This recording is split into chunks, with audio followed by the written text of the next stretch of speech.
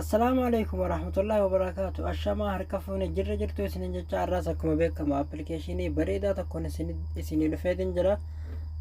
آبين كن يجرا شريها سودي خيس جرو هندت سنين فوجدا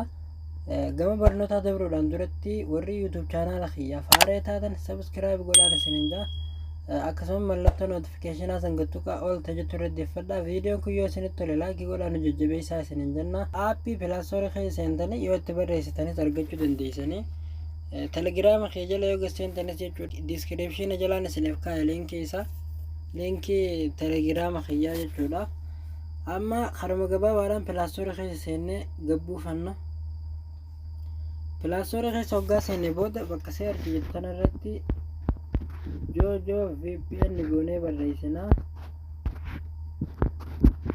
kuno akkuma argitan inni nu dhufee jira jechuudha gabbuufadhee waan hin qabuuf open goonee seenna jechuudha amma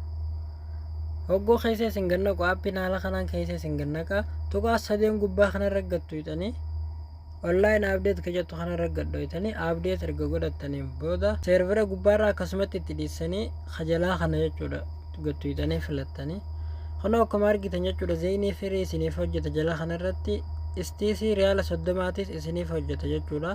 moobaayilii riyaala 39 isiniif hojjeta riyaala 60 yaaqootaa firii isiniif hojjeta jawwiillee firii isiniif hojjeta aappiin kun jechuudha hundarratti isiniif hojjeta booda jechuudha nama zeeniin keessaa qaba keessaa qabdan isinii itti guuttata zeenii irratti waliin ilaalame erga haala kanaan waa hundatti guuttattaniif fixattaniin booda bakka oof taatee jirtan oon irra jijjiirra jechuudha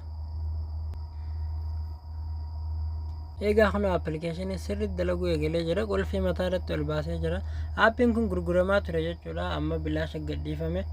hanga inni isinii dalaga irraa fayyadamaan isiniin jaa warri yuutuub chaanaala kiyyaaf haaraa taatan sabskiraayib laayikii godhaan isiniin jaa eegaa barnoonni irraan tanaa asirra raawwata hanga barnoota birootii walitti deebinutti nagaan nu turaa isiniin jenna